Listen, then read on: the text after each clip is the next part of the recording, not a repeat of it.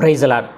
என்னுடைய ஃப்ரெண்டு கிட்ட கொஞ்ச நாளைக்கு முன்னாடி ஒரு ஹெல்ப் கேட்டிருந்தேன். ஒரு ஷார்ட்ஸ் எப்படி அப்லோட் பண்ணுறதுன்ட்டு அவங்ககிட்ட வந்து சஜெஷன் கேட்டிருக்கும் போது அவன் அந்த ஷார்ட்ஸை பார்த்துட்டு வந்து ரொம்ப வருத்தப்பட்டு பேசினாப்புல. ஐயோ, நம்ம இந்த மாதிரி எல்லாம் பண்ணக்கூடாது, அநேகர் பண்ணுற மிஸ்டேக்கை நம்மளாம் பண்ணக்கூடாது, நம்மளாம் சரியாக பண்ணணும் அப்படி இப்படின்னு சொல்லிட்டு கிட்டத்தட்ட ஒரு கள்ள உபதேசி ரேஞ்சுக்கு, ஒரு கள்ள ஊழியக்காரர் ரேஞ்சுக்கு வந்து என்ன பண்ணிட்டான், என்னை வந்து சொல்லிட்டான். அப்புறம் அவங்ககிட்ட பேசும்போது இல்லைடா என்னடா அப்படி சொல்கிற அப்படின்ட்டு கேட்கும்போது, இல்லை வந்து வெறுமனே ஏசப்பா வந்து இதுக்கு மட்டும் சொல்லக்கூடாது, அவரோட வந்ததுக்கான நோக்கம், அதுக்கப்புறம் என்ன நடக்க போது எல்லாத்தையும் சொல்லணும் அப்படின்னு சொல்லிட்டு சொன்னான். இல்லைடா ஒரு நிமிஷம் விஷயத்தில் எப்படா எல்லாத்தையும் சொல்ல முடியும் அப்படின்னு சொல்லிட்டு அப்படியே எங்களுக்குள்ளே என்ன பண்ணுச்சு, ஒரு கான்வர்சேஷன் போச்சு.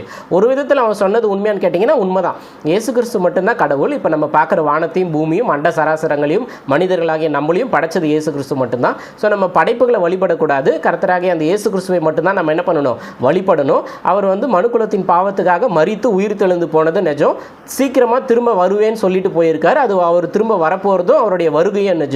அதுக்கப்புறம் நியாய தீர்ப்பு, நம்ம பூமியில் இது வரைக்கும் எப்படி வாழ்ந்தோமோ அதை பொறுத்து நியாய தீர்ப்பு நம்மளுக்கு இருக்க போகிறதும் நிஜம். இப்போ அப்படி பார்க்கும்போது நீங்கள் இயேசு கிறிஸ்துவை ஏற்றுக்குங்க, இல்லைனா நீங்கள் இயேசு கிறிஸ்துவை நீங்கள் நம்பலைன்னா, அவர் விசுவாசிக்கலைன்னா நீங்கள் நரகத்துக்கு போயிடுவீங்க அப்படின்னு சொல்லிட்டு எடுத்த உடனே சொல்லிட முடியுமா? ஆனால் உண்மையான்னு கேட்டிங்கன்னா அதுதான் உண்மை. ஆனால் எடுத்த உடனே அப்படி சொல்ல முடியுமா? சொல்ல முடியாது. படிப்படியாக தான் என்ன பண்ண முடியும், ஒரு விஷயமா என்ன பண்ண முடியும். ஒரு சாப்பாடு சாப்பிடும்போது முதல்ல குழம்பு, அப்புறம் காரக்குழம்பு, அப்புறம் ரசம், அப்புறம் மோர், அப்புறம் அப்படியே கொஞ்சம் கொஞ்சமாக கூட்டு பொரியல், அப்புறம் சாப்பிட்டு முடிச்சதுக்கப்புறம் அதுக்கான என்ன டிஷ்ஷோ அப்படி நம்ம படிப்படியாக போகிற மாதிரி எல்லாமே ஒரே வயிற்றுக்குள்ளே தான் போகுதுன்றதுக்காக என்ன பண்ண முடியும், எல்லாத்தையும் ஒன்றா போட்டு ஒன்றா பிசைஞ்சு ஒரே வாயில் சாப்பிட்டா நல்லா இருக்குமா? அது அந்த மாதிரி தான் இல்லையா?